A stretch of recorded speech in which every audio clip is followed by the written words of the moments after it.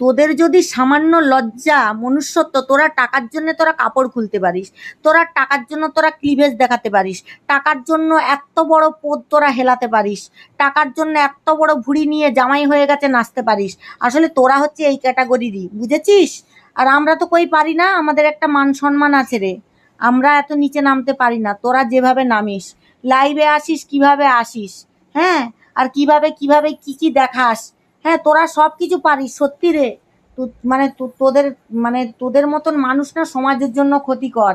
এই যে ইউটিউব একটা এমন প্ল্যাটফর্ম যে বাচ্চারাও দেখে, আর তোরা যে ধরনের ভিডিও করিস, যে ধরনের অসভ্যতামি করিস, যে ধরনের ডিস্কো নাচ দেখাস, মদ খাওয়া দেখাস, যে ধরনের তোরা কাপড় খুলে খুলে স্নানের ভিডিও দিস, হ্যাঁ, তোদের লজ্জা থাকা উচিত।